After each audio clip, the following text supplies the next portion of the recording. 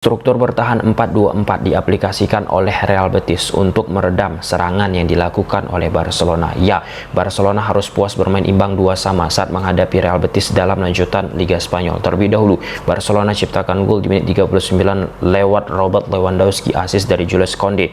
Lalu disamakan oleh Betis di menit 68 lewat Lo Celso. Barcelona buat gol kedua oleh Ferran Torres di menit 82, assist Lamine Yamal, dan gol penyama kedudukan Betis dicetak oleh Diallo di menit 90 plus perpanjang waktu 3 menit, assist dari Aitor Ruibal. Sebelum lebih jauh, aku pernah bosan-bosannya untuk ingatkan teman-teman, ketika teman-teman tonton video ini jangan lupa tekan tombol like-nya. Dari susunan formasi, Real Betis di atas kertas gunakan pola 1-4-2-3-1, sedangkan Barcelona di atas kertas gunakan pola 1-4-3-3. Ya, line up yang diturunkan oleh Hansi Flick bagi Barcelona, ya ini kurang lebih skuad terbaik lah yang dimiliki oleh Barcelona, terlepas di posisi penjaga gawang ditempati oleh Iñaki Peña. Iñaki Peña pun di pertandingan ini beberapa kali shape yang ia lakukan menyelamatkan Barcelona. Ya, meskipun demikian, ketika hasil imbang didapatkan oleh Barcelona, banyak juga pihak-pihak tertentu yang menyalahkan bagaimana penampilan yang dimiliki oleh Iñaki Peña. Padahal jika kita lihat di Eropa ataupun di Spanyol, teman-teman, ya Iñaki Peña diberi apresiasi, pujian akibat penyelamatan yang ya memberi napas besar terhadap permainan Barcelona. Nah, dari cara yang ditampilkan oleh Hansi Flick di atas lapangan bersama Barcelona untuk bisa mengalahkan Real Betis, teman-teman, sebenarnya cara-caranya sama, bentuk patternnya sama, teman-teman. Nah, di sektor tengah ada Casado dan Pedri. Di depan Casado dan Pedri ada Dani Olmo. Nah, sedangkan sayap kanan kan Lamine Yamal. Kemudian striker nomor 9 ada Lewandowski. Rafinha sebagai sayap kiri cenderung akan masuk ke tengah sebagai false winger. Nah, ketika Rafinha sebagai false winger masuk ke dalam, cenderung yang mengisi sisi kelebaran ada Balde. Di belakang Kubarasi, Martinez, Koundé pun beberapa kali overlap untuk membantu akselerasi yang dilakukan oleh Lamine Yamal. Nah, ini template gaya permainan yang ditampilkan oleh Hansi Flick, teman-teman. Nah, jika kita breakdown di awal-awal pertandingan, memang power dimiliki oleh Real Betis. Ada satu kesempatan yang didapat oleh Real Betis untuk menciptakan sebuah gol, tetapi efektivitas di depan gawang mereka tidak prima, ya. Dan plus bagaimana penyelamatan dari Iñaki Peña. Nah, setelah proses peluang yang sangat amat matang didapatkan oleh Real Betis, hampir tercipta sebuah gol, teman-teman. Mulai itu menurun permainan yang ditampilkan oleh Real Betis. Lebih banyaklah menunggu, teman-teman. Ya, walaupun ada beberapa kali elemen mereka mencoba melakukan pressing, tetapi intensitasnya itu tidak kuat. Nah, ketika Real Betis permainannya menurun, teman-teman, nah Barcelona menguasai, menghandle, mendikte permainan. Nah, ketika kita lihat cara dikte Barcelona, ya seperti yang sudah kita katakan, template khas dari Hansi Flick. Nah, pada akhirnya saat kita bicara template khas permainan Hansi Flick di Barcelona, penting itu pemeranan posisi yang ditampilkan oleh pemain-pemain Barcelona di atas lapangan. Nah, bagi aku, Casado pada pertandingan saat menghadapi Betis tidak seperti biasanya. Aku pun mengerti, teman-teman, bagi seorang pemain muda sepanjang musim pasti ada up and down permainannya di atas lapangan. Kadang Casado, ya overall rata-rata Casado bersama Barcelona, teman-teman, menampilkan belakangan ini memang penampilan impresif, ya 1, 2, 3 pertandingan agak turun masih bisa kita maklumi walaupun ini level Eropa, teman-teman. Nah, salah satu pemain yang aku pikir harusnya bisa memberikan hal yang banyak yaitu Dani Olmo di depan Pedri dan Casado tadi. Kenapa aku katakan demikian? Seperti yang kita lihat struktur bertahan ini. Nah, Real Betis gunakan shape 4-2-4. Di tengah bagi Barcelona ada Casado, Pedri, Dani Olmo. Gerakan dari Balde nomor 3 Barcelona, fullback sebelah kiri, udah siap-siap tuh naik ke atas, teman-teman, karena akan ada permutasian posisi akibat Rafinha masuk ke sektor tengah, masuk ke area dalam. Nah, kenapa peran Dani Olmo ini aku katakan penting, pun termasuk Rafinha. Rafinha memang case close, luar biasa bagaimana atributnya, teman-teman. Karena dengan struktur 4-2-4 yang dimiliki oleh Real Betis, Dani Olmo memiliki sifat yang bisa menarik salah seorang double pivot dari Real Betis, nomor punggung 16, namanya Altimira. Nah, di posisi Dani Olmo berdiri sekarang teman-teman, itu posisinya Altimira. Nah, ketika Dani Olmo stuck ataupun statis di area seperti itu, maka Altimira pun yang menjaga Dani Olmo tidak akan terpancing, akan tidak lebar jaraknya dengan pemain-pemain Betis lainnya. Ketika tidak lebar, maka sempit itu struktur bertahan yang dimiliki oleh Real Betis. Ketika sempit, ruang-ruang yang didapat oleh Barcelona pun tidak begitu banyak. Nah, di sini baiknya Lewandowski membantu upaya yang dilakukan oleh serangan dari Barcelona, teman-teman. Nah, ketika kita bicara struktur 4-2-4 ini, saat double pivot dari lawan ataupun dalam hal ini Betis, teman-teman, diisi oleh Flores dan Altimira, jika pemain-pemain Barcelona dari permainan positional play-nya sangat amat luar biasa, maka itu akan bisa menciptakan banyak space. Kenapa? Nah, ketika Dani Olmo misalnya ataupun pemain-pemain Barcelona lainnya menarik keluar Flores dan Altimira, sektor tengah dari Real Betis itu akan kosong.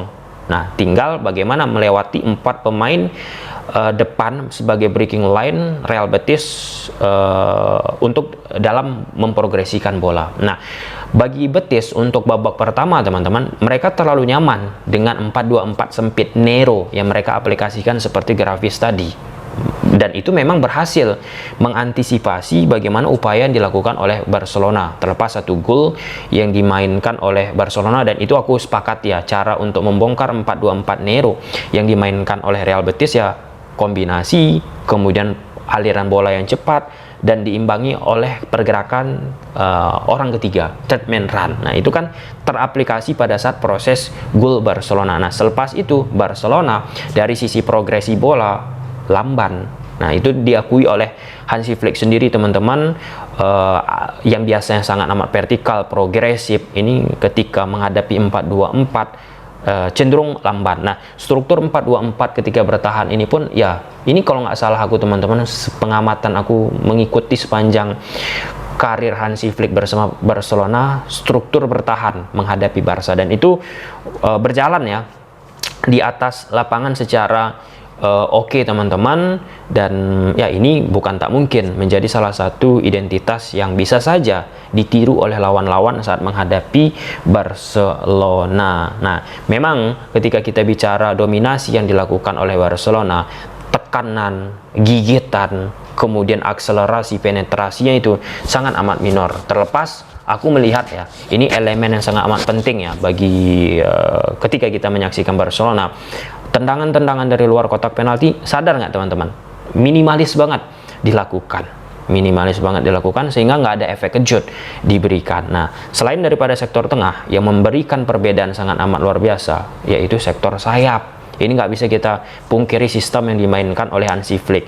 Rafinha sebagai false winger, no debat lah bagaimana penampilannya di musim ini, teman-teman. Dari data statistik, kualitatif dan kuantitatifnya luar biasa. Nah, Lamine Yamal pun pada pertandingan ini luar biasa. Dia menampilkan permainan, teman-teman.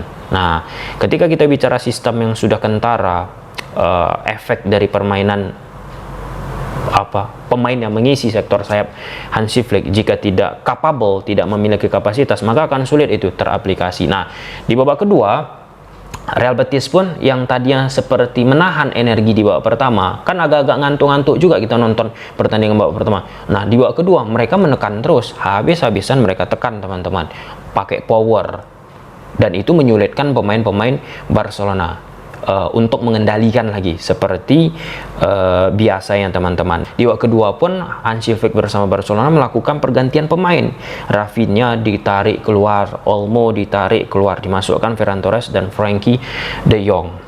Ya, Barcelona memang saat itu unggul 0-1. Ketika pergantian dilakukan, secara momentum, secara ritme permainan Barcelona agak mengalami penurunan. Struktur bertahan Barcelona coba memang mereka jaga, tetapi power tekanan dari depan sudah kurang, tidak agresif lagi. Ketika power dari sektor depan sudah kurang, tidak agresif, maka pemain-pemain Betis pun semakin nyaman untuk bisa masuk mencoba ke daerah final third. Dan terbukti di menit 68 Giovanni Lo Celso, pemain Betis, bisa menciptakan sebuah gol dari titik putih penalti. Dan proses penalti yang didapat oleh Real Betis ini kan dari situasi transisi ya. Victor Roque teman-teman dijatuhkan, dianggap oleh wasit itu sah dalam keadaan penalti. Aku pun memikirkan hal demikian. Nah, selesai gol tersebut, Barcelona pelan-pelan lagi sustain penampilannya, dan ya Ferran Torres bisa menciptakan sebuah gol. Nah, gol yang didapat oleh Barcelona lewat Ferran Torres ini pure bagaimana magicnya, spesialnya pemikiran yang dimiliki oleh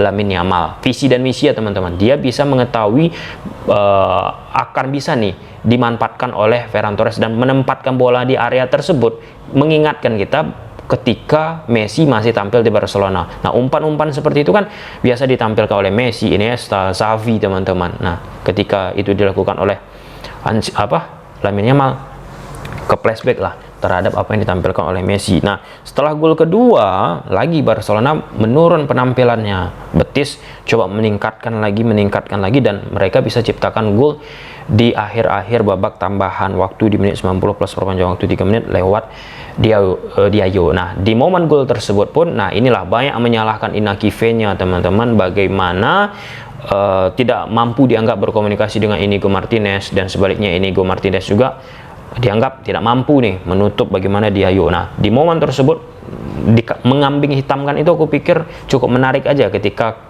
klub tidak mendapatkan hasil imbang. Siapa yang perlu disalahkan? Aku lihat di kolom komentar teman-teman, fanbase ya pihak-pihak tertentu lah ya, dibuatlah kolom komentar, ini siapa yang patut layak yang kita salahkan. Nah, ini kan menarik aja gitu ya, ketika tidak mendapatkan hasil imbang yang dicari siapa yang perlu disalahkan. Menarik aja, aku katakan menarik ya, bukan aku katakan salah. Tetapi pada pertandingan ini aku pikir ketika Barcelona sudah unggul 0-1 lalu dilakukan pergantian pemain, itu sih esensi permainan Barcelona pun langsung mengalami perubahan drastis. Kalau misalnya unggul 2 gol sudah 3 gol, ya mengapa tidak melakukan pergantian pemain. Nah, oleh karenanya pemikiran yang dilakukan oleh Hansi Flick untuk melakukan pergantian pemain itu ya harus ke depannya menjadi pembelajaran agar tidak terlalu buru-buru yang bisa merusak ritme yang sudah dibentuk oleh Barcelona ya. Sangat amat disayangkan tentunya pada saat kita melihat beberapa pertandingan sekarang ini bagi Barcelona bersama Hansi Flick teman-teman tidak mendapatkan hasil positif, padahal harusnya bisa dilewati. Salah satu yang pada saat Barcelona menghadapi Real Betis ini, nah di momen Barcelona sudah mendominasi lalu harus terjungkal di akhir pertandingan, sangat tidak nyaman. Oke, sampai sini aja. Gimana menurut teman-teman? Silahkan tulis di kolom komentar. Bye.